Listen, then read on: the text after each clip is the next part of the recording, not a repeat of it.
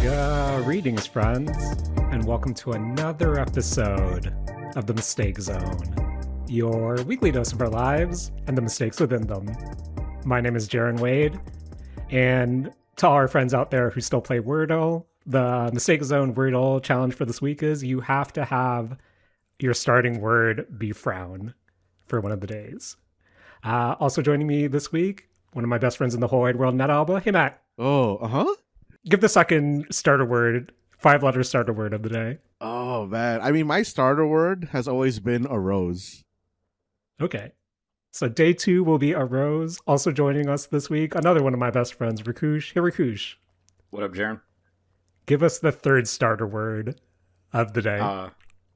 Brown. And finally, joining us yet again, another one of my best friends in the whole wide world, Julian. Hey, Julian. Hello. Give us the fourth starter word of the day. What's a starter word? Well, just give us a 5-letter word. Clean. That's actually a good one. Clean's not bad, actually. So frown, a rose, brown, and clean. The Mistake Zone Wordle Challenge. Boys, do you still play Wordle? Not anymore. No, Or not as not for a while. Yeah. Yeah, I think like once my initial streak ended, I just stopped playing it. That was like 3 years ago. For some reason, I picked it back up, and the amount of times within the last 2 weeks that it used the same letter twice. Oh, Boys, I don't like the same letter twice meta. the double letters I don't like the always current get me. Wordle meta. It's not great. It's not great. Wait, as in the answer was the same word twice? No, it used the same letter twice, multiple times, like in the last 2 weeks or so. Sorry, I'm not sure I follow. Wordle, you're trying to solve for a word. So what's the letters got to do with that? The same letter twice, Rakush. Like Eden has 2 E's, Teddy has 2 D's. Oh. It's just like, it'll show you like yellow if you have the letter in the wrong place, and it'll show you green if you have it in one of the right places, but you don't have like a signifier that tells you, oh, but there's another one of these in there. I remember now. I remember. Anime is a good starting word as well, you guys. When I was in the thick of it, anime was always my starting word. Jared, do you play on hard? Remind me what's hard again? Hard is that once you have a confirmed like yellow or green, you have to use it in your next guess. Like you can't just use a lot of probing words. Oh no, whenever I have a yellow letter and I still move on. I thought that's how you're supposed to play. Do people do probing words or? I mean, I used to when I first started playing. Like I would always start with, I think, a rose and unity. Uses all the vowels and a bunch of common letters. But Matt, how do you get it in 2 then? You hope that it's a rose or unity. One day will work. But boys, we're here another week of the Mistake Zone, and gotta be honest with you, not doing great this week, boys. Not doing great this week. Oh no! Mostly because I'm looking out the window right now, and it's full of white. Yeah, on the fresh ground. coat of snow. Fresh coat of snow here. Oh yeah, same here. Boys, I'm not saying I have seasonal depression, but last Saturday, not yesterday, but last Saturday, it was beautiful outside. It was so warm, where everything was just coming up, Jaren. We got tickets to the Toys concert, club tickets on, secondhand. And now that we've experienced club concerts or concerts in a club seat, boys, we can't go back. Can't be with the normies anymore. But the Toys concert was okay, and everything was just coming up me that week. Matt, not sure if you saw the Anya Malfissa 3D Live, but Hatsune Miku showed up. Hatsune Miku from Fortnite, also in Fortnite, Suisei. Just everything coming up, Jaren. Oh, and then the snow came back. Came back, and I instantly got sad. Because, boys, let me paint you a picture. So, yesterday, I'm trying to deal with the snow. And we have our evening planned out. We're going to go to my partner's parents' house, have dinner, then go to my parents' house and, just say hello. And on our way to my partner's parents' house, our dog throws up in the backseat of the car. Ooh. And she throws up on her bed, and that seeps through. So we got to throw out that bed. So, we clean everything up. We think, okay, we can't go to my parents' house now. We're just going to go home, give her a bath. give her a bath. Of course, this is the first time we gave her a bath in our basement washroom. And boys, the drain is just big enough to catch all her hairs. So, of course, the drain gets clogged. Oh. And Whoa. I have to, I get the tool, I prop up the gate. Gate's a bit stuck. So I give it a little tug, boys. That gate goes flying. The drain gate goes flying, hits me square in the head. Oh. And I thought, okay, Oh man. this is awful. And then I throw we throw out her dog bed, and then I think, okay, I'm going to go put the car, the seat cover in the wash just because there's like vomit on there. Boys, we have one of those washing machines where if you don't put delicate on, since it has that thing in the middle, it shreds anything in that washer. So, boys, guess who's out? A car seat as well. Oof. Oof. Oh man.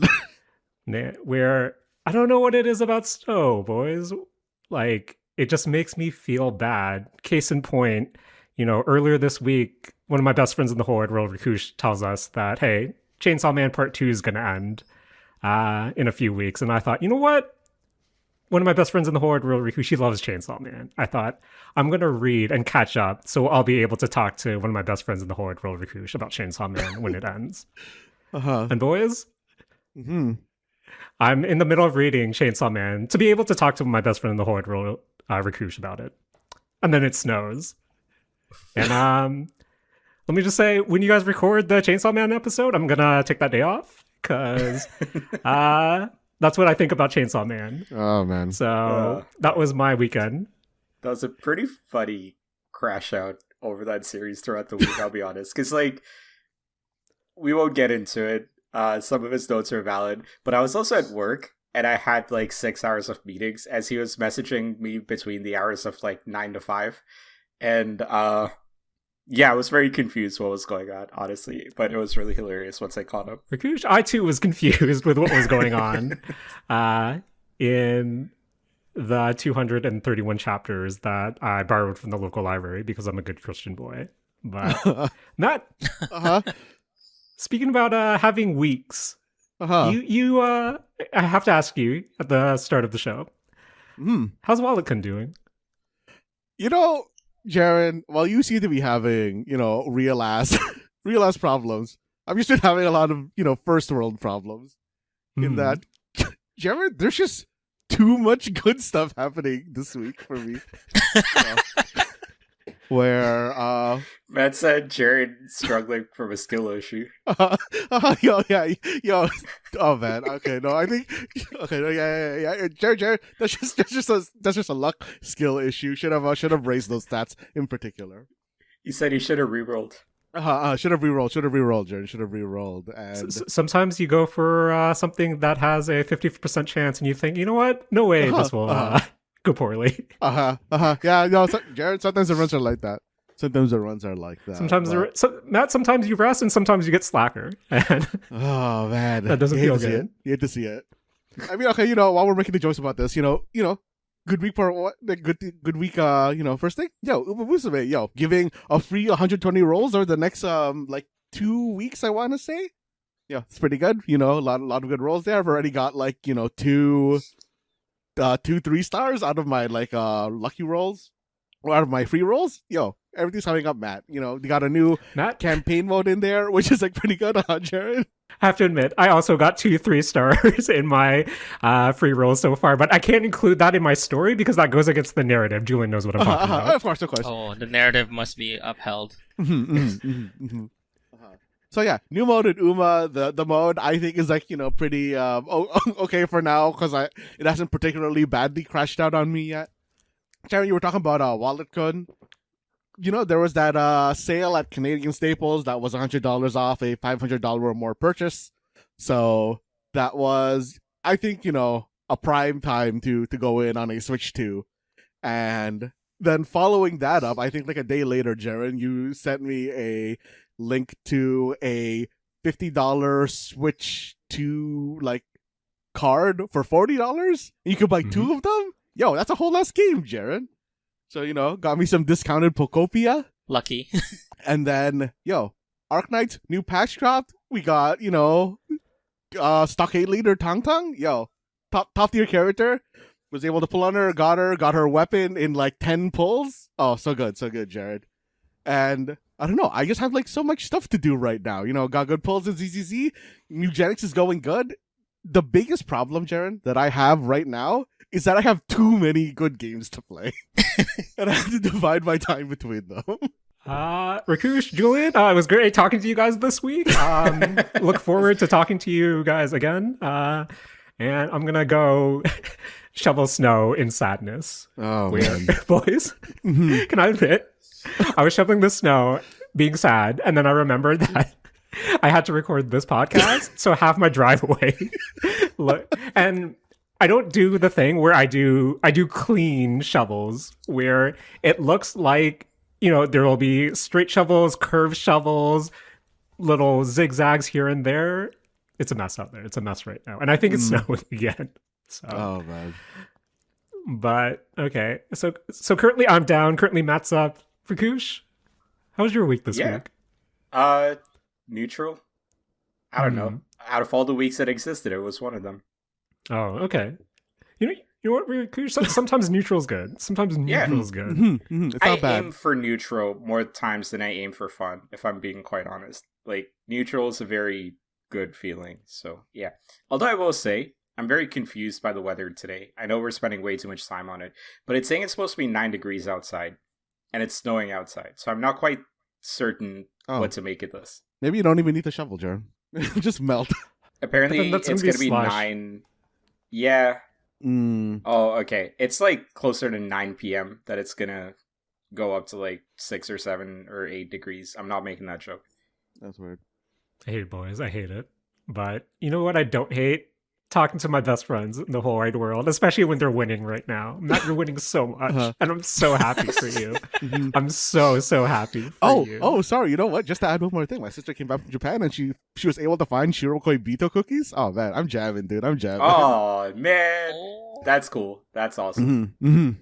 Yeah. Actually, when we're talking about siblings traveling, not to stay on it too long, boys, would you ever go backpacking by yourself for 2 months across Europe? Oh, 2 months is wild. That 2 months is longer, a really long ass vacation. Yeah, I feel like 2 months is, I don't know. I feel like a month is fine, but 2 months, I feel like I would just have a hard time. My worry would be having a hard time adjusting after. Ah, man. That's wild younger brothers for you boys. That's not for me. Not for me. I'm too sad. But my brother is. What's up? Does it have to be a backpack, or can it be a suitcase for 2 months? Can I go? He's legit backpacking it. Okay, then it's an issue. Like that's not enough clothes. That's like increased risk of mustiness there. Technically 2 backpacks, one full of clothes, one full of quote unquote necessities. But nah, for 2 months I need a suitcase. It was kind of wild because he got in at 6 a.m. His check-in was 2 p.m. at his fancy hotel. So you know what he does in pure chaotic younger brother fashion? He sends me his GoPro footage of him paragliding at 7 a.m. Oh, man. Paragliding is like wild. That looks really fun, but I heard it's like super statistically dangerous. Actually, all of us, we don't have the younger brother invincibility anymore, if at all. So... boys, my crashing out and Matt's winning aside. Julian, have you won this week? Please tell me you haven't. I mean, it's mostly been positive. Definitely not as good as Matt, but I mean, like, to relate to the story, I also bought a Switch 2, and for some reason, I got it in my head that I didn't want to buy the Mario Kart bundle. I was like, you're not gonna force this game on me, Nintendo. So it was weird because it was much harder, and this could just be an area specific thing, but it was much harder for me to find just a Switch 2 than it was to find like the Mario Kart Switch bundle. Like everywhere I went, it was always the Mario Kart Switch bundle. And then I finally found one at a Staples. But Yeah, I also just to relate. So kind of winning, not as good as Matt's. Matt's clearly on a roll here, just rolling 20s. I'm scared. I'm scared on what's coming next week. Yeah, just using up all your luck in the start of the year here. Oh man. See, I was gonna ask you, right, Matt, because like as you're explaining all of that, your voice was cracking quite a bit, and like there was a certain nervousness to it all. So I wanted to ask you why. And Rakush, now I think that's just my understand. voice. No. See, you don't realize this. There's a certain thing you do where you're like really happy about something or really excited about something.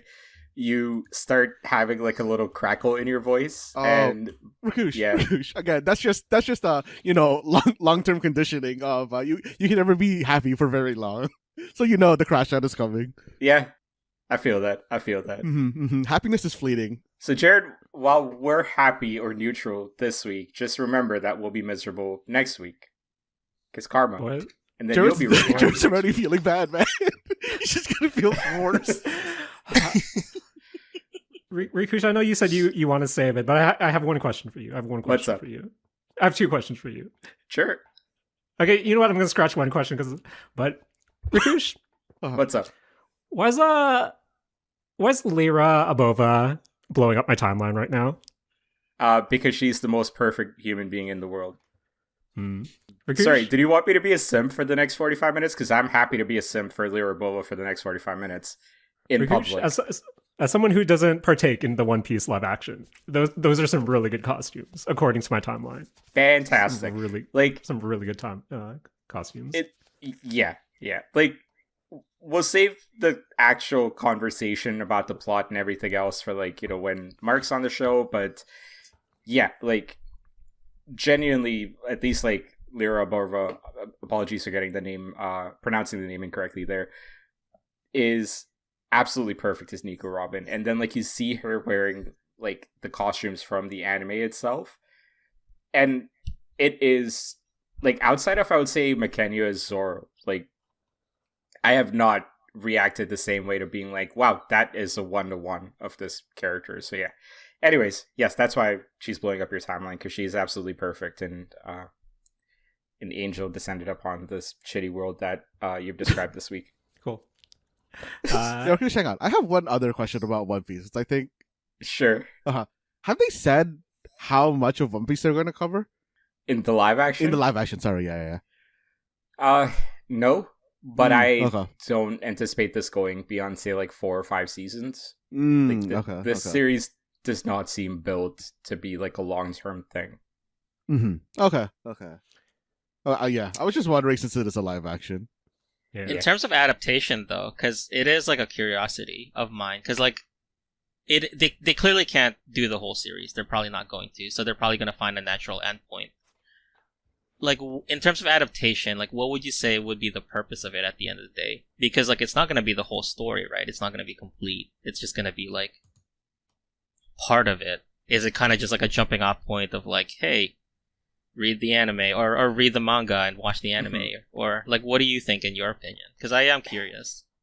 It's a great question. And, okay, I will talk about this week, and I think let's also pose the same question to Mark next week as well, because one thing about my One Piece viewing habits is I'm a little bit siloed from, like, well, with anything that I silo myself from, like, online discourse.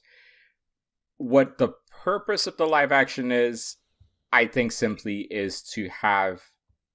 Originally, I do think it is to introduce new fans to the series. Like, if you watch season 1, there's a lot of close friends of mine that started watching One Piece because of season 1.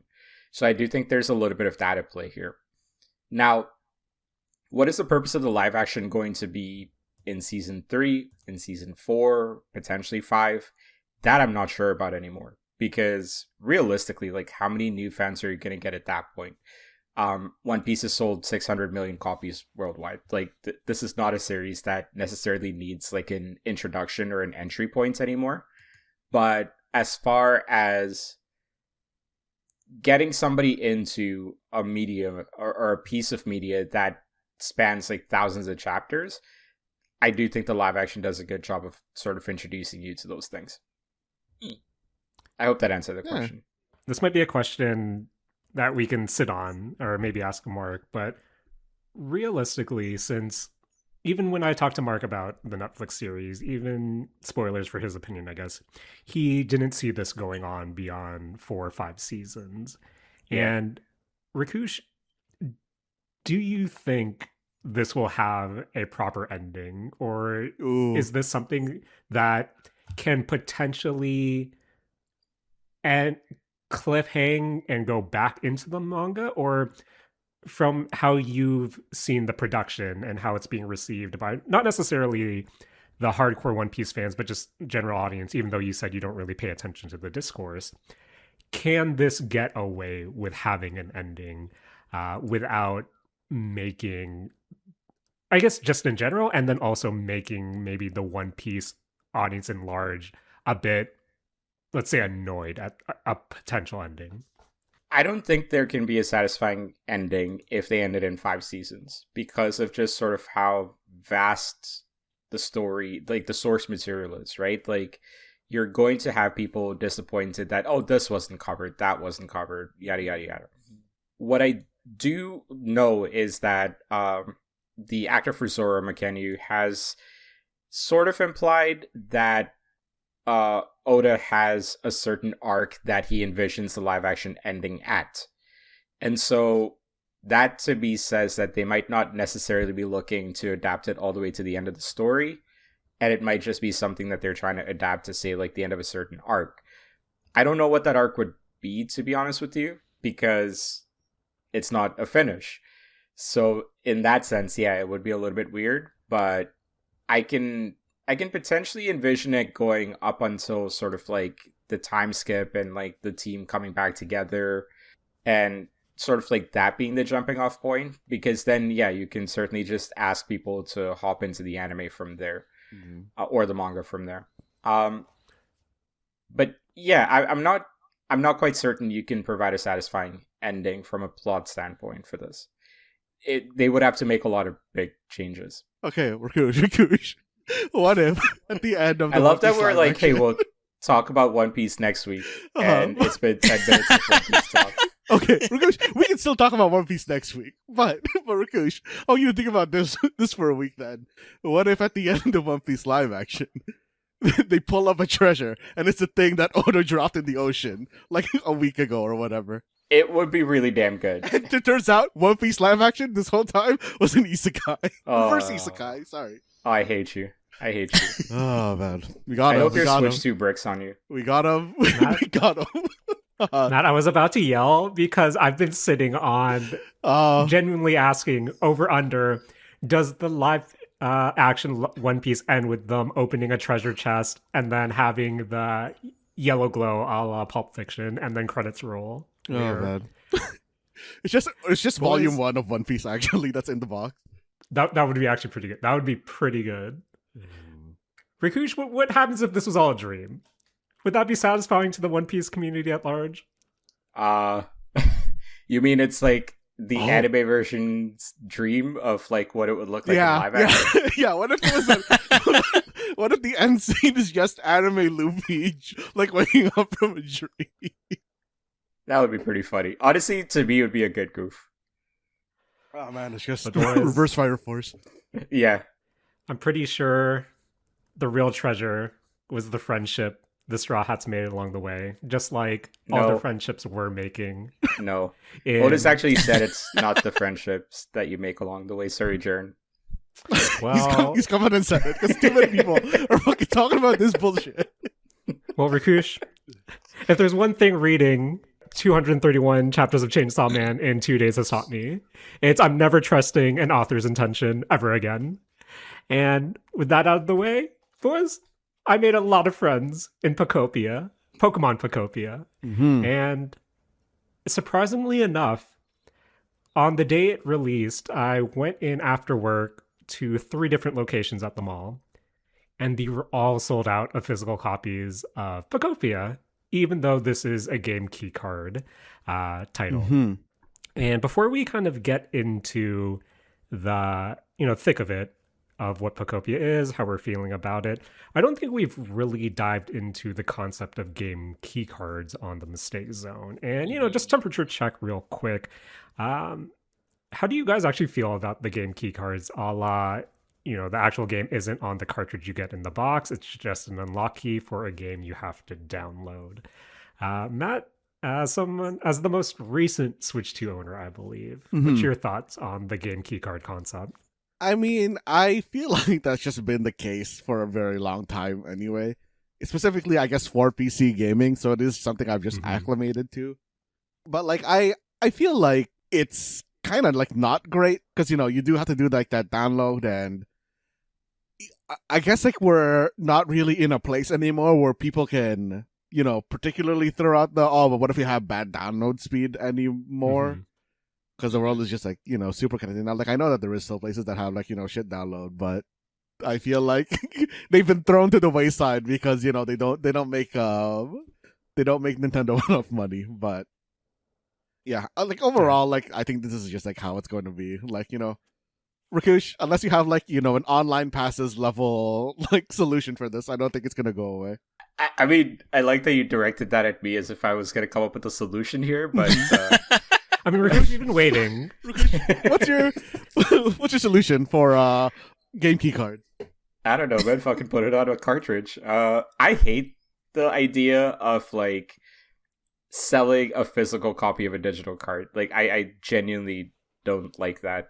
And I understand that sort of, like, the industry has been veering in that direction for a long time, and there's an inevitability to a lot of these things, and I get all of that, right?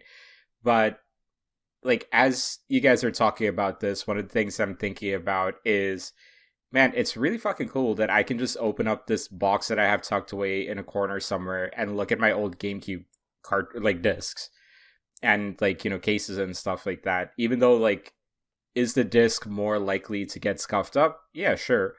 But I have it, and I'm able to look at it, and it's sort of like, I am still a person that values sort of, like, that physical interaction with these things. Even with, like, the PS5, like, I'm still waiting for a lot of these games to be available physically. One of the main reasons I haven't played Baldur's Gate 3 is I haven't really been able to get the physical copy, if one exists. I don't even think it does. So there's, like, a lot of that kind of stuff for me personally, where I just don't personally love the digitization of the games, at least. I think I've made my peace with, like, the digitization of, say, like, movies, of music, and things like that. Even though sort of, like, the money being made by the artists and the creators, not great. I've made my peace with it. Because there's a certain limit to, like, the level of interaction that we have, right? But, like, I feel like I've spoken to you guys about it. Julian, I feel like I've had this conversation with you, at least in the past, where, like, the beauty of video games, outside of, say, like, reading a book, is there is this very sort of, like, interactive element to it in a way that, like, no other medium has. And I do feel like the physical copy kind of has, like, a certain sentimentality for me from that perspective as well. Yeah, I mean, it used to also be, like, to jump off on that too, like, not to cut you off, but, like, add to it, like, there used to be so much more physicality. Like, I remember when I was, like, much younger and played, like, the Ultima games and stuff, like, they used to come with, like, cloth maps and stuff, and, like, in the instruction manuals, they would have, like, the spells. So, like, nice. there's that physical aspect of, like, that interactivity of, like, you don't have the spell book in the game, you have the spell book in your hands. So you kind of have to flip through it. So there is kind of that, like, talking about that physical aspect of it. There used to be much more than what we have now. Yeah. And the other thing I am concerned about with this stuff specifically for Nintendo is I just simply don't trust their archiving policies and things like that. Because things like, take a look at how much they're charging for Mario Galaxy, right? Like, Jaren, I know you made that joke, like, a few months back when it got announced, but, like, you have to spend $100 to play a remastered version of Mario Galaxy. Or, like, you don't get to play it at all unless you have a Wii. And I think, like, there's a big concern on my end from that perspective as well, of just sort of, like, long term, how how accessible are their digital offerings going to be, right? Like, is this finally the moment where they're like, yeah, we're in the future, everything's digital, you'll have it forever? I don't know. So that's my concern there as well.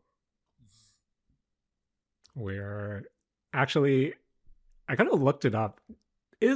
I'm trying to see if there is a Baldur's Gate 3 physical version for the PS5, and if you want to pay 70 Canadian for the multi-language Japanese version, you can, which is published by Spike Chunsoft.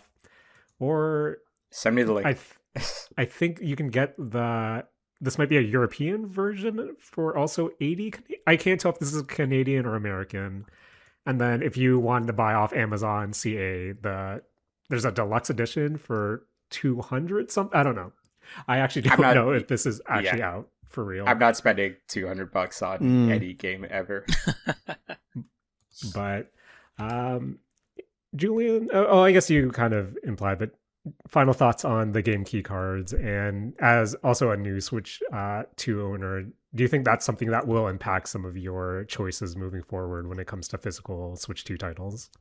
So I actually didn't really... So I saw the hubbub about game key cards, and I actually didn't understand what game key cards were. So I had to like look it up after the fact, because I was like, what is this? Because I just got a Switch 2, and it's kind of recent. But I unfortunately have kind of really, I think in the past while now, have really bought into a lot of the digital stuff. Like most of my library is my Steam library at this point. So I even bought Pokopia from the Nintendo like eShop. Like I didn't buy it as a physical copy. And at first, like I kind of saw the digital keycard as like a weird in between, I guess, because like you can still, when people talk about physical copies, like the things that they like about it is the fact that they can let a friend borrow it. Like you can, let a friend borrow it, or you can kind of sell it at like EB Games or whatever if you're kind of done with it. And I think the game keycard still allows you to do that, where like if a friend wants to borrow Pokopia off you, you can kind of give them the game keycard and they can still play it. And you can still kind of like give it away at EB if you want to. So it's like this weird in between where you can still do the things you would do with a physical copy, but I do also recognize that there is a fear of preservation when it comes down to it. Because one of the big things is like for me, the thing that comes to mind is the 3DS store, right? The 3DS e-store is now gone. And the 3DS for me was such a great, probably one of my like top 5 consoles. Like if I had to kind of break it down, like the 3DS is probably going to be up there. And I didn't have my 3DS on me because I had just recently moved to Newfoundland and it was with my parents in Ontario. I didn't have my 3DS on me before the eShop closed down, so all the stuff I bought on the eShop for 3DS is like I'm not able to kind of get anymore.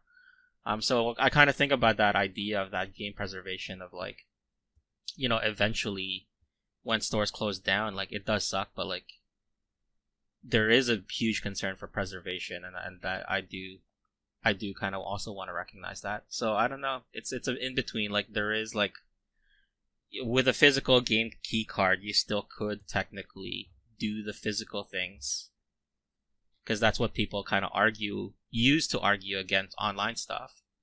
But at the same time, it still kind of has that negative of potentially losing that store and losing that access, like in the future. And like, like in like 10 years, is there going to be a huge demand for Pokopia? Probably not. But at the same time, it is like, it's always a shame when you're kind of losing, all this media. Yeah, I don't know. I'm kind of in between on my thoughts on it personally. Yeah. The only thing I would potentially just kind of challenge about that thought, Julian, would be that like Nintendo games do have an extremely long shelf life, and like especially for games that are widely regarded as super successful, right? So like think about Animal Crossing on the Switch 1. That came out 5 years ago, if I remember correctly at this point. So the idea that is that game going to be in demand like a decade from now, I think it's still a possibility, right? And I think that for sure. I mean, I was just being facetious. It's just more the idea of like, the idea that in like a few years' time, like it's an eventuality that the store will close. Taking into account like what happened to the 3DS, and like we will probably lose access to it. I think it's kind of just what I was saying. No, that's fair. That's fair. Yeah. I think it's also that the form factor of the Switch can continue. Because I think the 3DS kind of suffered from the fact that it was 2 screens and it couldn't Man, move I love forward. the 2 screens. But yeah, like I think that it being like, a 2-screen handheld console means you can't like, port it to another place very easily. Actually, I'm surprised. Yeah, and like, I think that something on like digital on like Switch now with this form factor kind of is more likely to stay around, kind of in the same way that like you sort of expect Steam games to stay around. There is still that whole, preservation thing at some point, but I'm pretty sure that by that point, us four will be long dead. We'll be bones and dust. Or there'll be a war. That won't be the problem anymore. But like it's gonna be one of those 2 things. Still or about that last statement. Well, okay, like one that will get pulled into. One that's like real bad. Not everything's real bad, but I think kind of to give a bit more context to the game key cards before we move on, I think it was also pretty interesting just watching the at least online discords to it. It is still pretty divided. You still have a lot of people, rightfully so, being pro, boycotting games if they release on a game key card, which you still see a lot of discourse online about. But I know a few months ago when I believe it was Star Wars, was it Outlaws, and the Ubisoft dev coming up saying that, it wasn't a price thing. The only reason we did the game key card is just because of the storage limitations of the card itself. The game wouldn't be able to run as well if it was off the game key card rather than compared to being off your internal hard drive or SD card. And same with like a lot of these kind of bigger games. I believe that was the same explanation given for Resident Evil Requiem recently as well, where I think part of me, it is that preservation part of me that thinks that it's a bummer, but it's also just a stark reminder that, oh, maybe the Switch 2 isn't as much of a upgrade as from the Switch 1 as it was initially led to believe, is kind of where I'm also coming from too, where even though it would be nice in a perfect world to have a game straight on the key card, I think we also have to balance that the realistic part that maybe the games just won't run on it, which is a bummer. And again, that shouldn't be on the consumer, that should be on the dev side to figure that out. But before we move on, what do you guys think of the reasoning that it just wouldn't run well off a current Switch 2 game key card as an excuse to go to this format? I mean, that's all well and good, right? But I'm gonna bring up an argument from like a decade plus ago when we were still starting this conversation around digitization of games. Are the games going to be cheaper if they're not in physical format or not? Because if you're still spending $100 for Pokopia and you're getting a game key card, to me that seems like I don't fully. I mean, mind you, a decade is a long time, so like where that money goes is a different conversation now, right? But like, I still am kind of like, there is that element to this as well for me, which is sort of like, I have not gotten past this argument that like, oh, it costs money to print like cartridges or print CDs and stuff like that. Cool. Once that's been taken out of this step, how much money are you saving? Is that going towards other people, or like, what is that going towards? Rhetorical question. Never gonna find out, but like, that is another part of this for me as well, where it's like fair, it's like the game's not going to fit on the cartridge, all well and good, but then like you as the player, as a consumer, are still the one that is footing the bill. So like, what is the benefit of that to the player? Yeah. And I remember, correct me if I'm wrong, boys, but wasn't there a time where the digital version for a hot second am I just making that up, where I swore there was a time where the digital version for certain games was a bit cheaper than the physical one, and then now that we live in our current hellhole, that's just a fever dream on my part. But yeah, I think that from the dev standpoint, while it makes sense, again, it's not on me or us as the consumer to kind of deal with that. That should be on the dev side to kind of figure out. But I apologize for bringing the bummer note before we get to the joyous hellscape that is Pokemon Pokopia, where Matt, gotta ask you, is our current world state just a precursor to Pokemon roaming a barren wasteland in 50 years or so? Oh man. Yeah, probably. I can't I'm gonna be really, really sad that I missed out on seeing Pokemon because of however many world wars are gonna happen between now and then. Julian, gotta ask, how much when you booted up Pokopia for the first time, did you expect Yoko Taro to have his hands really deep in the game's lore? I did not. That was a surprise. I was like, okay, I was like, okay, I was like, right away, they were like pretty like, open about the idea that it's like, okay, like it's you're like this nightmarish creature, Ditto, that like, I don't know, can we talk about how Ditto is such a weird concept that it's being human? And it looks, and it kind of has like, when it's using moves, it's like a human with like different Pokemon parts like stapled onto it. Anyways, Ditto's just living the dream, I think. Ditto as a Pokemon it's such a weird concept. And it has brought on so many more questions. But anyways, the fact that it opens up with like it being abandoned, and it's kind of like giving you breadcrumbs of what happened. I kind of figured it would have to be, because there has to be a reason for why you're kind of building things, because it is a builder's game. So there has to be a reason why you're kind of rebuilding. Like that's kind of the point, and that's kind of the push that it's trying to get you to do.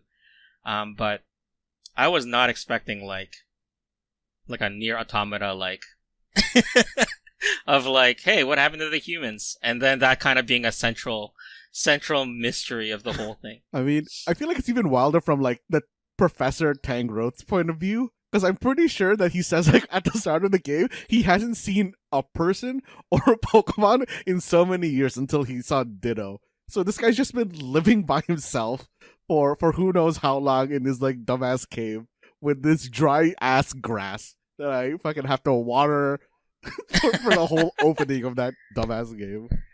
Yeah, and I love that how it's like, because it is, and I don't know, I'm trying to like not be spoilery, because there is such a joy in like getting the notes, picking up the notes, kind of reading, and even just that click of like discovering where you are. And again, I'm not gonna spoil it, because it is just like we're like a week from release. But there's so many little parts of like that discovery that is amazing. But it's so cool because it's so thought out.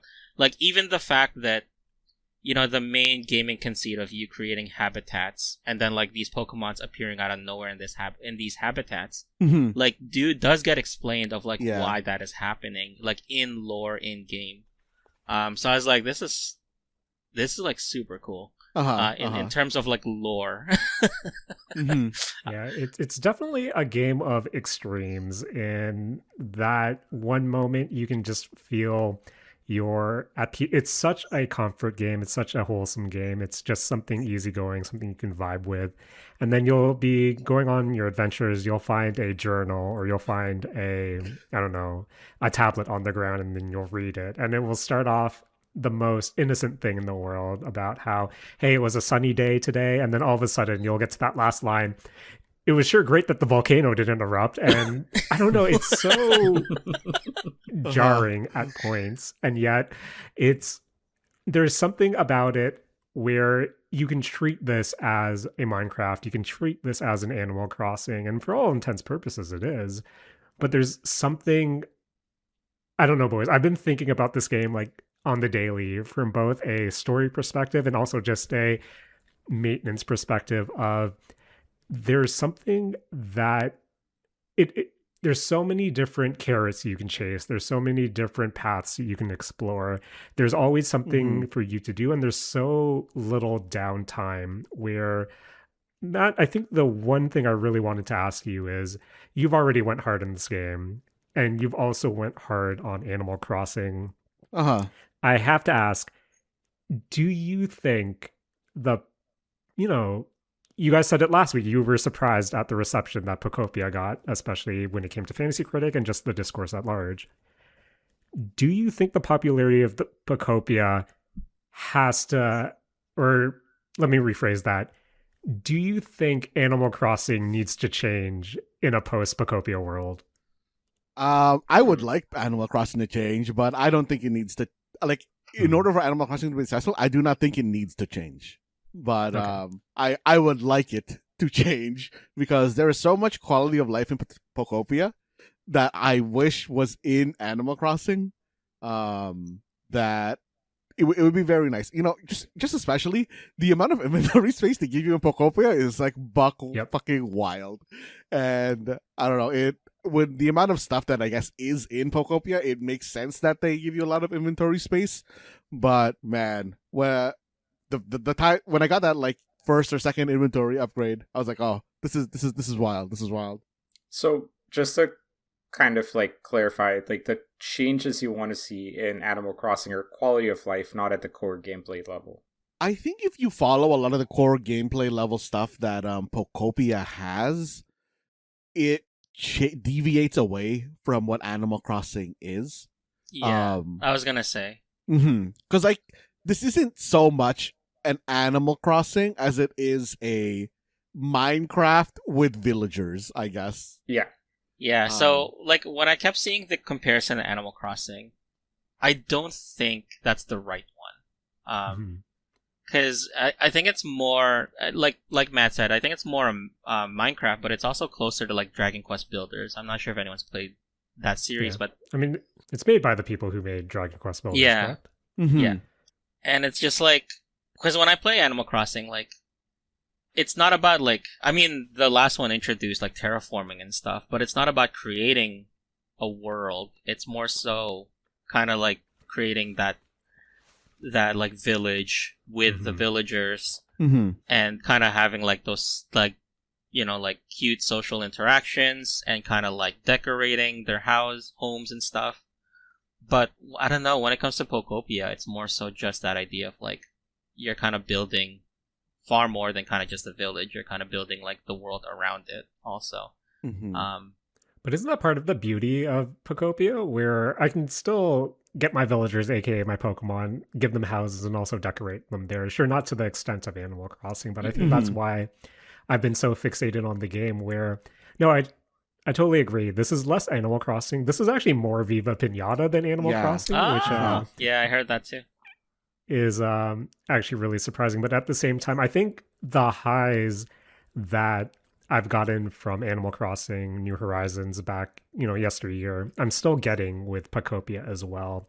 But I think with Animal Crossing, there was a lot of downtime where I felt like when I was done my dailies, there was nothing else I could really do in Animal Crossing because I wasn't really a fan of really cultivating my town. And even if I did want to do that, even that was time locked in a way as well, or bell locked. But I'm really finding with Pokopia the exploration aspect. And I've just went to my second biome and already I have the biggest tummy ache because I also underestimated how big this game appears to be. And I'm not sure how many biomes there are in all, but opening Bleak Beach for the first time, for example, seeing all the decay around and seeing that, oh wait, I have 24 Pokemon in the wastelands. Now, can I move them to the beach? Because I like the beach setting a lot better, but the beach needs a lot of work. So I'm in having so much choice. I'm having also that choice paralysis.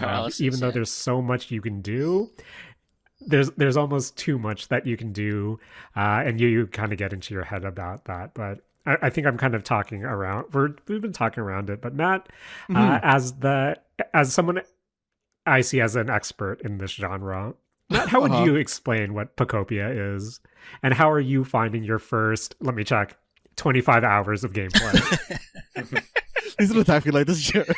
I mean, I've obviously been really enjoying it. I think that Pokopia has, like you said, has so many lines of like, hey, you can progress this way, you can progress that way, that it does become an analysis paralysis type thing on what you should do. But I think that the like quote unquote correct way to play this game is push story, because the story is just gonna unlock you a lot of abilities and kind of just like stuff like that that will make doing stuff in earlier areas a lot easier. Because Jaren, you know, when you know, throughout this week we've been talking about Pokopia, and you said that you've been like basically just like flattening your town.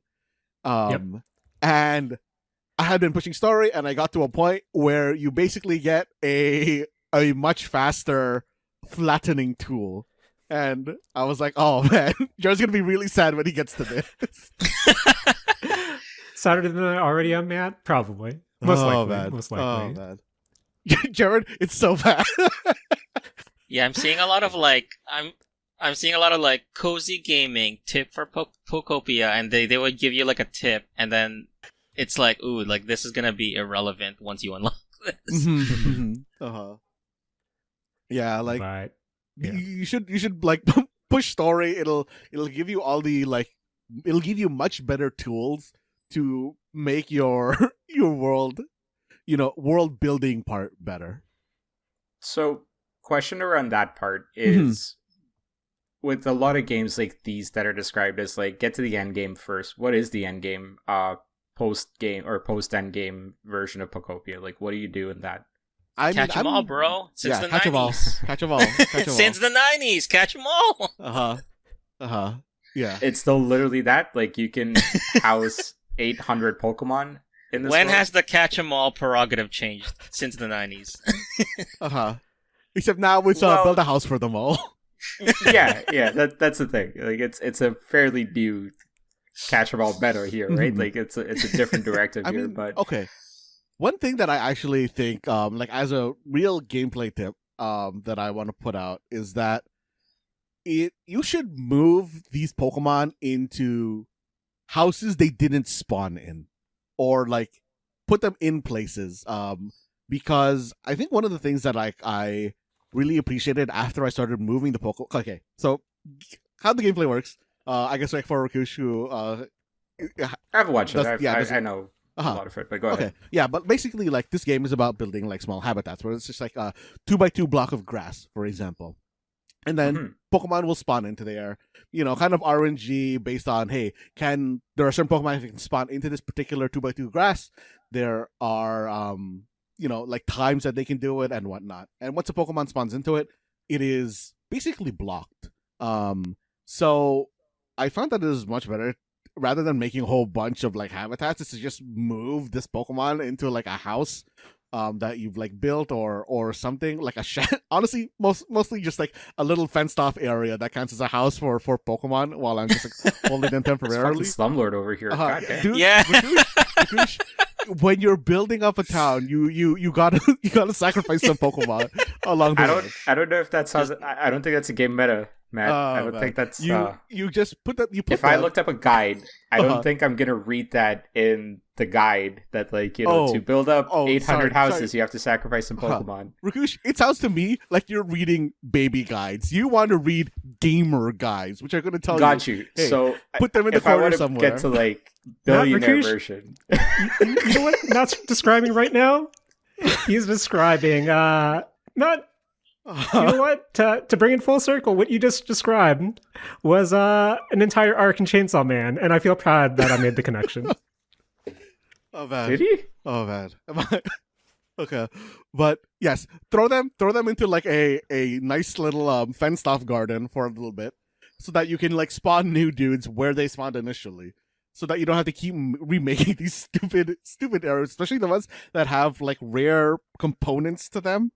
which is a kind of a pain. But yeah, and then you can just have new Pokemon spawn into that common area. Because I found like a thing is that when I started making spawn areas to spawn in Pokemon, obviously I'm not going to make them in the same area that all the like all my initial Pokemon are in, and then you have to like go do the like quote unquote chore of like going to check them. Whereas if they're in the common area, Pokemon will be like, oh, yo, this patch of grass is like moving, you better come look at this, and you get at least like that kind of warning.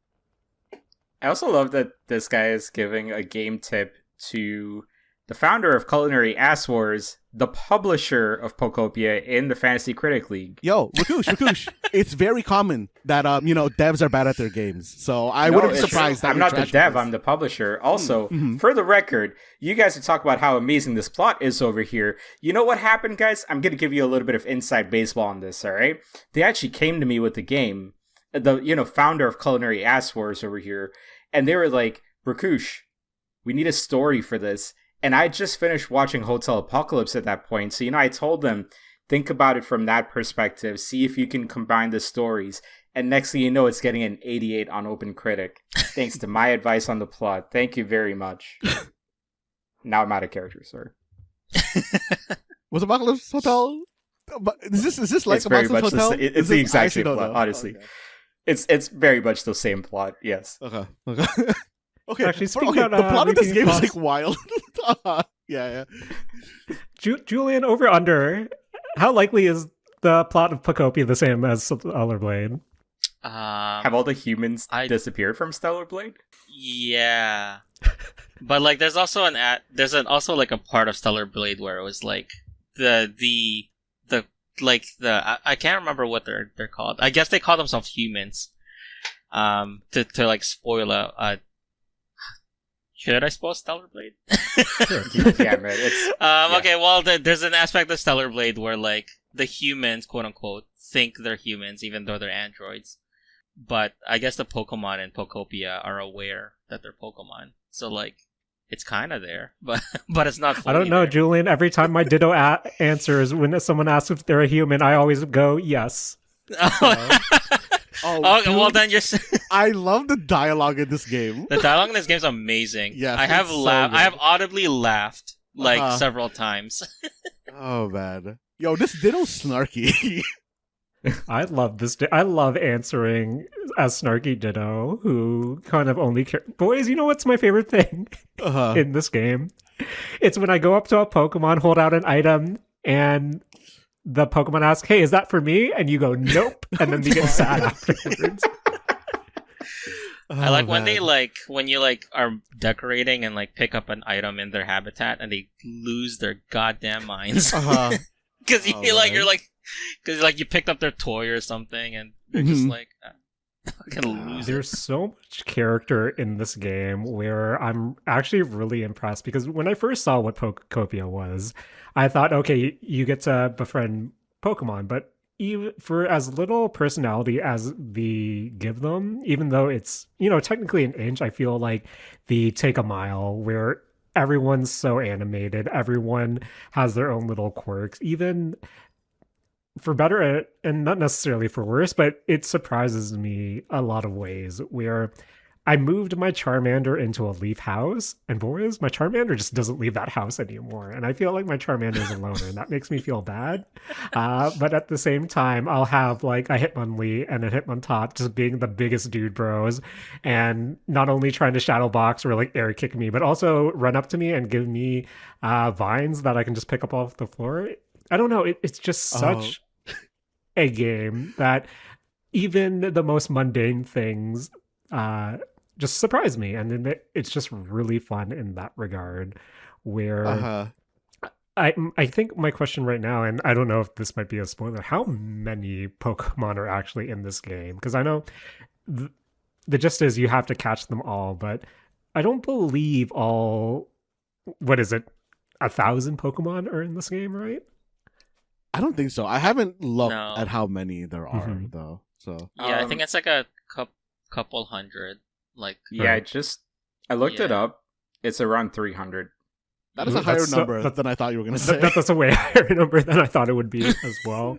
Yeah. So apparently, so the Pokedex, Espeon's dex is sorry, one of the Pokemon's number is 284, and that's from like 3 weeks ago. So I think since then it's kind of been confirmed that it's around 300. But they're also adding Pokemon through like events. Mm-hmm. Like there's That's cool. there's 3 new ones because of the event now for hop, skip, jump, hop, bloom, skip, bloom. Actually, Jump, that's the whatever. question I had for you guys. Every day I'll log in and we'll be like, "Hey, there's like a Pokemon near the Pokemon Center that everyone's talking about. You should talk to them." And then I'll go to the Pokemon Center and there's no one there to talk to. Am I It's missing the something? Do I one in need the wasteland. do I need Nintendo Online to do that? No, I don't have Yeah. Nintendo Online. Okay, because I'm at the Pokemon Center in the Wasteland and there's like no one there to talk to. Mm-hmm. I So- noticed that as well, and I have no idea who I'm supposed to talk to. What? question for you guys, Mhm. kind of What's up? tied to getting all of the Pokemon. Have you guys started looking into like the legendary Pokemons yet? Rakush, I don't even have electricity in my town. I don't think I'm at Yeah. a point in the game where I can Like- find legendary Pokemon. Were you guys aware that they exist? I haven't. Yeah. I've seen some, but I haven't I didn't know you could recruit them into your town. If that's what you're saying. Yes, that is a thing you can do. Okay. Where That's like end game stuff, though. Yeah. That's yeah. like Mhm. that's like end game. I think you have to finish the game to be able to do that. I think I could be wrong though. But so we're raving about this game. Have to ask, boys, is there anything you don't like about Pokopia? I think my biggest issue with the game is how water seems to work. Oh God. And I Mm. I know Julian explained it to me earlier this week, and there's a lot of times where I'm trying to get water from one area to another, and then it will just stop. And then Julian explained, no, you have to make sure it falls another level so it extends. And I don't know, Matt, Julian, how does water work in this game? Because every time I try to get it to go into a new area, regardless of trying to have it drop levels, it just stops at a certain point, and it looks really weird. I read online that you have to kind of like staircase it.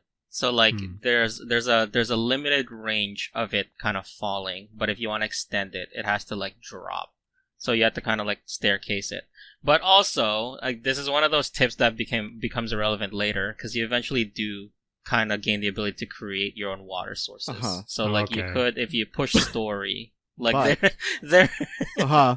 But the big issue is, Julian, do you have the water getting ability or water generation? No, not ability? yet. No, Okay. I Guys- just saw it. Yeah. You can fuck up. Okay, when you get the water, you have to source it from somewhere. And if you source it poorly, you fuck up the source real bad in like a very Minecraft way. Because like basically what you're doing is you're taking like a source block from somewhere to create water somewhere else. But if you pull it bad, you just have a hole in your ocean and it looks Oh, fucked no. up. And it's so annoying to fix. So yeah, just be aware of that. You only want to take from running water. I gotta Oh. admit, it's really funny to be thinking about Jaren reaching out to Julian, fully out of context. Julian, how does water work? I mean, How does water work? if you look at me and Julian's DMs, that's a lot of the discussions.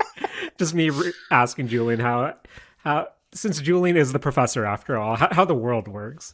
Actually, let me share a brain dump fun fact here. So you know how like if you're wearing a glove while cooking, let's say, and like you run it under cold water, your hand can still feel wet. It's because feeling wet is not actually a touch-based thing. It's more of like a nerve or body temperature reaction. So like your body temperature is actually cooling down to the point where it feels like you're wet. So even if you wear a glove and put it under cold water, your hand can feel wet. Thanks, science. Science. Science. Oh man. Uh, Sorry, I want to jump a story before we get too far away from the thing where Jared was talking about Pokemon interaction and personalities. But mhm. guys, I built a house. I built a proper house, not my fenced off garbage, where I was gonna move in. All my bug Pokemon, because the bug Pokemon are gonna live here. This is my bug habitat. This fucker gentrified his Pokemon. Uh-huh. Well, He's creating segregation in Pokemon. I'm He segregating them. redlined the Pokemon. But like I Goddamn. wanted to put them together because like these are like it's like Scyther, Heracross, and Pinsir because like they don't have evolutionary lines, So I've just been yeah. like grouping the evolutionary lines like together. Just like I thought that would like that's how I wanted to like, build up my town. But I build this house. I go to like gather them to put them in, and fucking Heracross and Pinsir are fighting. And the line that they drop is, "I hope I never have to, live near this person." And I'm like, "Oh well, that sucks for you." Oh man. Actually, you know what? It didn't suck for them. I was gonna move a bit, and then I felt bad. So I didn't put him in the house. You know what is in the house now? A Chansey. Oh, wait, you're telling me the Heracross and Pinsir were arguing with each other? Isn't like the whole canon between them that like they crush on each other? For this one is that they are comparing how cool their like pincers and horns are, and like one thing's obviously they think that they're the better ones, so they hate each other for it. I mean, that's just married life, bro. Oh man, just heated rivalry. Just gotta argue sometimes, I say that as someone who lives by himself, but yeah. I think that's one of my favorite things about this game too, is just all the little interactions, not only between the Pokemon, but just the habitats themselves, where I think a handful of times I've just been trying to craft my my towns and just making it look the way I want to look. And then I always feel amazing when I'll position something or place something, and then a new habitat just pops up out of nowhere, either like by accident or just me just playing around. And I think that's one of the coolest things, where sometimes I'll see just even placing, I didn't realize placing a bench near a waterfall would result in a habitat. And when things like that happen, or like when I put a street light next to a bench, another habitat popped up, where that's like one thing I really hope to see when they do add more Pokemon, is just stealth drops of, hey, we might not tell you the Pokemon that's going to come to the game, but here's a habitat, here's a hint. And maybe I think that can also get a bunch of mileage as well. I really like the habitats that like how they play together. Like the bench and the street lamp, when I saw what Pokemon comes from that, I'm like, oh, that's a really really good goof. Yeah, there's also like sad ones, I guess. Yeah, like yeah, like the tombstone ones and what that summons. Yeah, weird boys. Gotta ask. Gotta jump on the the trend. What would your habitat be if you were a Pokemon? Gamer bed. Gamer room. Yeah. Oh man, so good. But yeah, Pokemon's such a beefy game. Matt, I guess I didn't really ask you directly, but yeah, is there anything you're not actually feeling that you hope to be either improved via patch, or you would like just to see them addressed at some point? I actually really don't like the way that specifically the punching ability like works, like the terraforming thing. It talk about Rock Smash?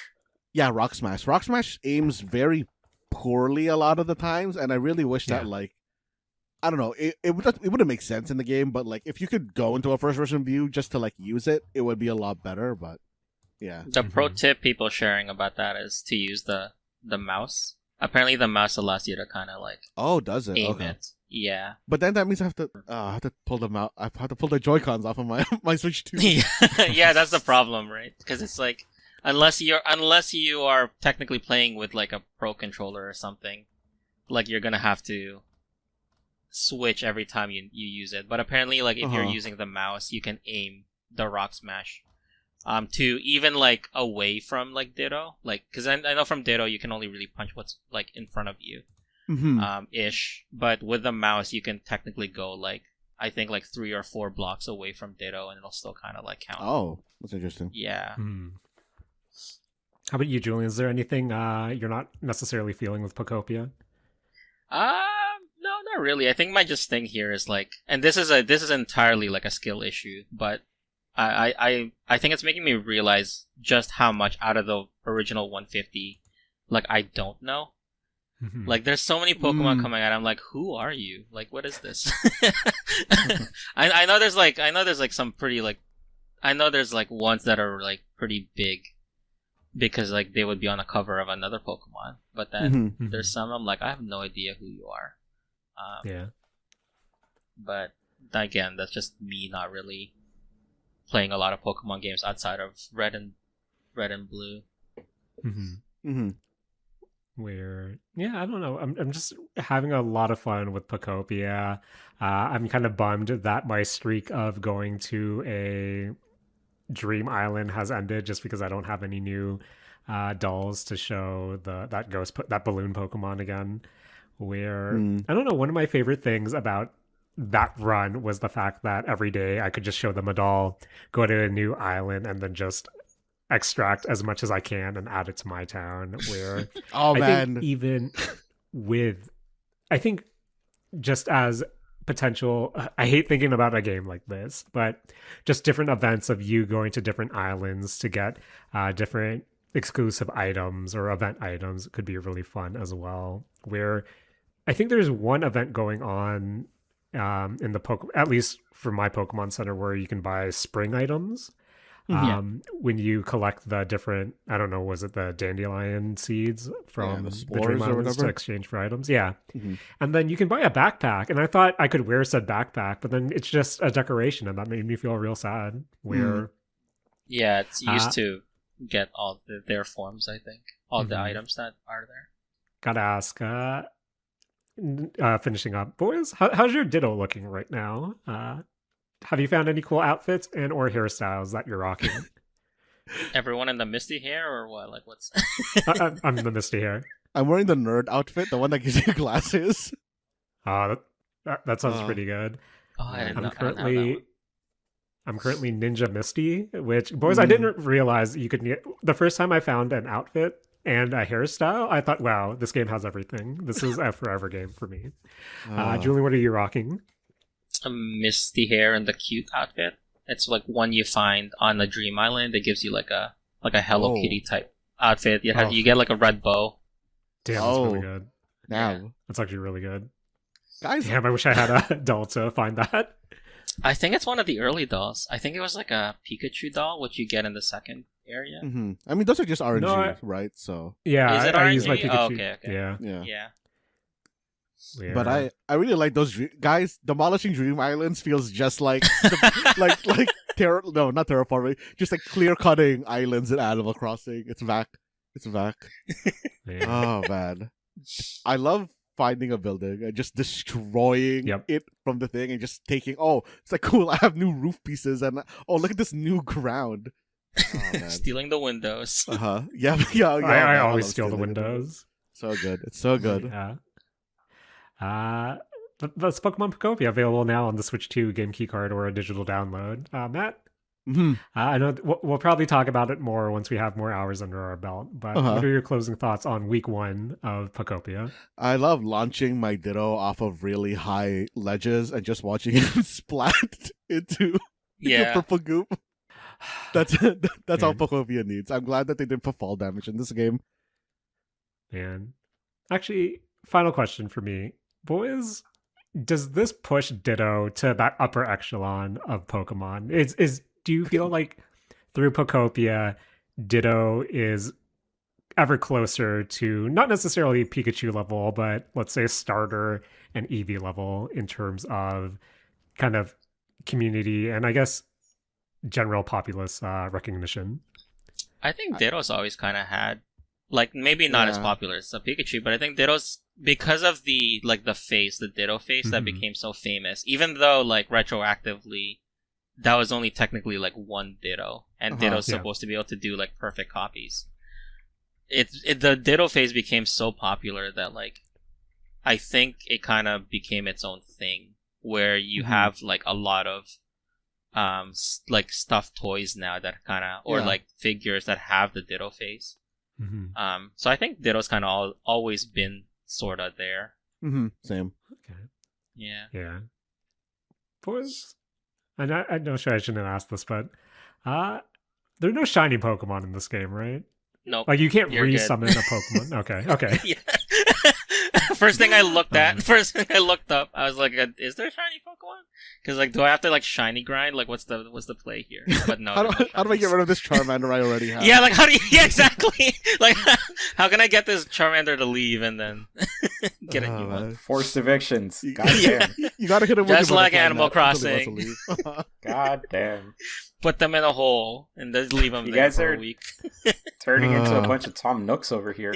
Oh man. Didn't Someone you? has to. Okay, Someone Rakush, has to. if I remember correctly, you jailed an anteater on your island. If I remember right. Who, me? Yeah, you. Couldn't I- it be? I deny all allegations about trapping Animal Crossing characters from leaving the island. Oh man. Sensationalist headline grabbing nonsense over there. Who's your Raymond? Like, what's the Pokemon you want on your island? For me, ooh. I'd have to think on that a little bit, I think. Yeah, I guess there's like a lot of them at this point. There's a lot, yeah. Yeah. I would have to give it a little bit of thought. I wanted Bidoof, but he's not here. Oh, he's not in it. Sorry, Damn. sorry, Bidoof lovers. If anyone here loves Bidoof, he's not here. DLC for sure. For sure. I think Halucha would be a great one. Holusha, yeah, is very much a Rakush Pokemon.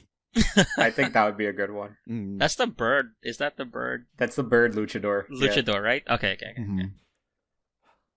Is there a wrestling ring in this game? There should be. There has That to could be a habitat for like so many Pokemon. There has to Well, be. There's Matt's not. clearly putting them in a hell in a cell by just fencing them out, right? Yeah, just make your own, yeah. man. Yeah, you can definitely It's make just your own. putting them in a steel cage match. Guys, I don't like how Hitmonlee's habitat is a first aid kit and a bench. Like, I understand Yeah. why, but I feel like Yeah. when Hitmon, Yeah, that would be a Chansey or something. yeah, I don't know. I feel like that was one of the weaker habitats. Were there any habitats you were scratching your head at that you discovered? I feel like there was, but I can't remember right now. Yeah. I think Torchics is weird because it's like a birdhouse and then like food in front of it. I felt like that was a bit too plain, but Voltorbs being a bench and a garbage can also made me scratch my oh, head. I didn't see that one. I love Trubbishes, which is just Is that just garbage? I have a Just bunch of garbage like cans, isn't it? non-burnable garbage. it's a garbage can, I think, beside trash bags, and I think there's one more component, but it's just being basically a pile of garbage. So I think the garbage Pokemon is a good goof. Good goof. Good goof. Well, boys, that's Pokopia week 1. We'll probably get back to it eventually. I'm sure Mark, whenever he's able to guest, will have some thoughts as well. But before we end, it's that time. Only one way to end a Beefy Boy episode, and that's with a less beefy, but could be beefy, game of Don't Match Me, where every week one of us will bring forth 5 questions, and all you have to do is come up with an answer that doesn't match our own. If you want to play on easy mode, just feel free not to match me. But if you want some extra juice, try not to match Matt, Rakush, and Julian as well. And of course, since this is an audio podcast, an audio journal, if there's an answer you might not know, feel free to pause, look up an answer, and hopefully whatever you find doesn't match ours as well. But boys, of course, Pokopia was the big topic this week. Have to go for another Pokemon centric Don't Match Me challenge. And, I was going to go Pokopia, but since Rakush, you didn't play this week, I didn't want to go too in the weeds. So we'll just go with another Basic B round for this month. So starting off with, of course, the starter question. Boys, name any Pokemon game starter. Name any Pokemon game starter Pokemon.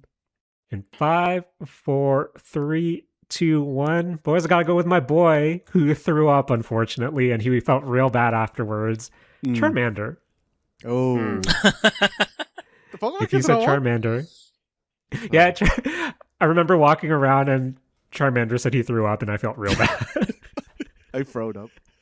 Oh, You should name your dog man. Charmander now. man. No, that's my dog's already used to her name. So, Matt, who'd you get? Who's your starter?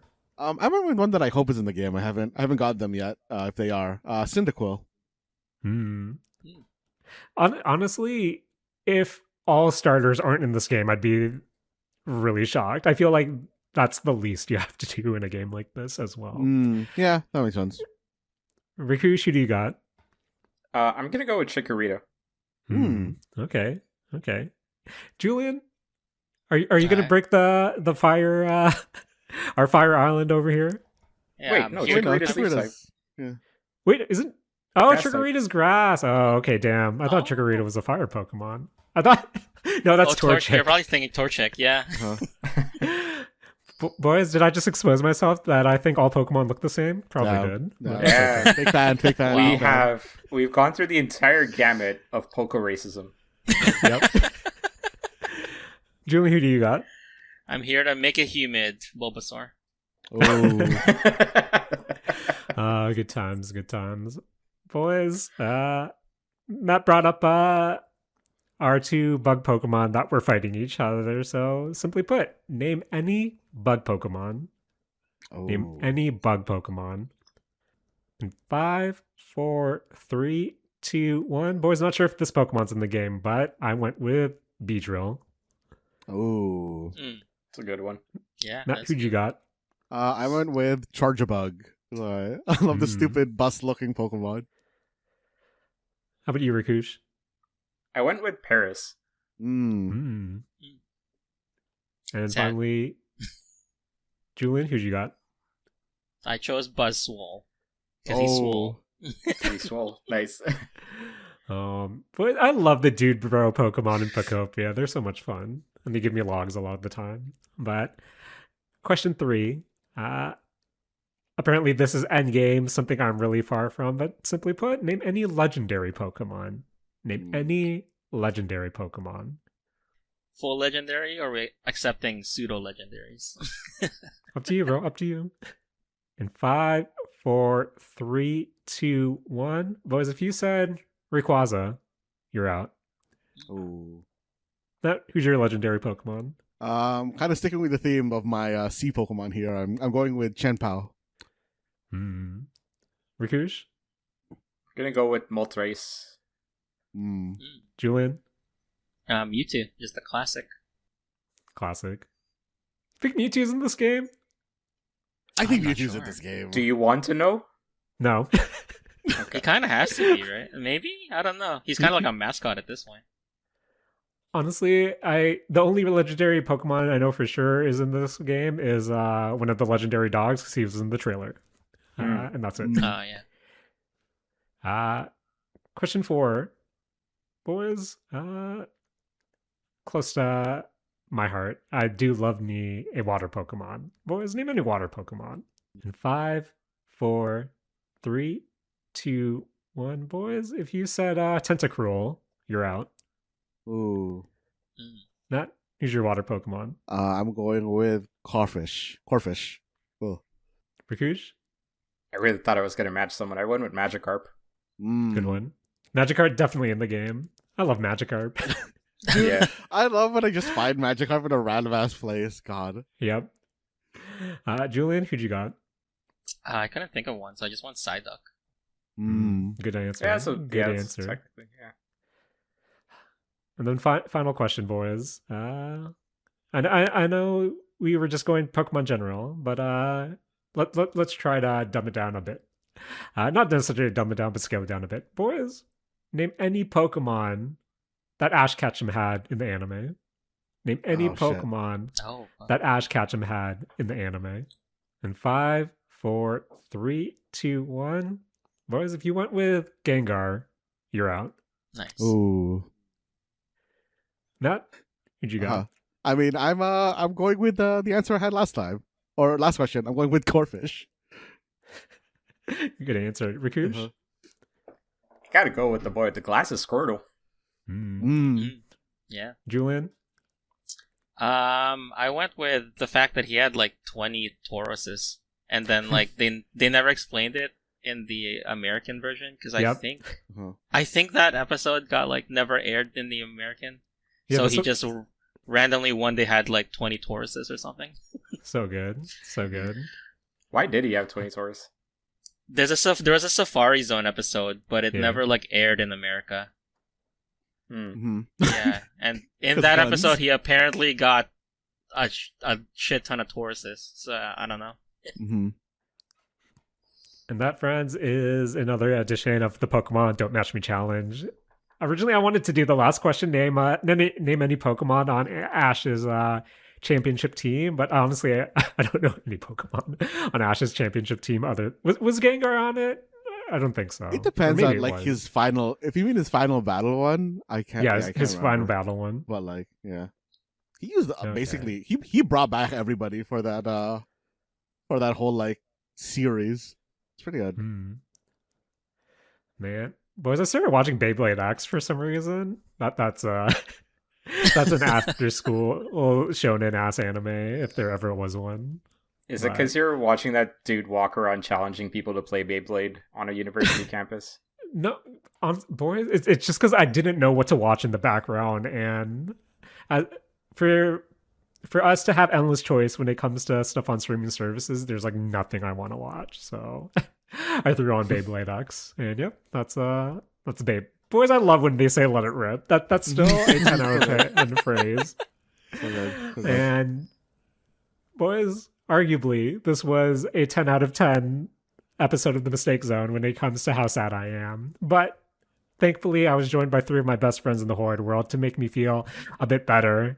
I take that back because listening to my friend Matt Alba tell me about his great week made me feel even worse. So thanks, Matt. Thanks for winning and joining me this week and editing this podcast. Thanks. Yeah. Thanks, man. As always, Jaren, I want to thank you for hosting, and I hope next week or this coming week is better for you. Matt, I'm dangerously low on ZZZ pull, so probably not the case. Also want to thank one of my best friends in the Horde world, Rakush, for joining me this week, watching some One Piece, and you know what? Listening to me crash out over Chainsaw Man, because that you won't hear that on air ever again. Thanks, Rakush. Not at all. All good. You should not shovel the rest of your snow and see how your neighbors react. Man, hopefully it melts. And of course, gotta thank my other best friend in the Horde world, Julian, for taking the time to join us this week. Playing. Hey, Julian, real quick, tell us about Disco Elysium in 2 sentences. That's not gonna happen because I need like at least half an hour to an hour. But anyways, Julian, that was one run-in. That was one run-on sentence. So you have one more. No, It's the the but best. anyways is the second sentence. That was a comment. no, it's That was a, comment. I'm combining contractions.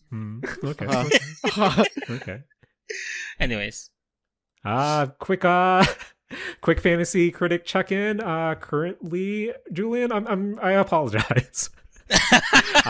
Jennifer English has failed me. Oh man. I put all my trust. All my what trust in Jennifer 1348 X Voto scored on Open Critic? Very low. Very low. I love you. A very low 53, nabbing Julian a whopping minus 13 points. Julian, It's okay. It's okay. Wild. It's okay. I got Witchbrook. Witchbrook is never coming out. That minus 13, just put it where Witchbrook is. We're good. Okay. To answer Matt and Rakush last week, I didn't bid on mixtape, but Julian bid on that last year. Julian, what do you think of Rakush bidding on our publishing mixtape this year? Ooh, I don't know. I mean, they have an actual release date, which is more than what they had last year, so it might actually come out. Okay.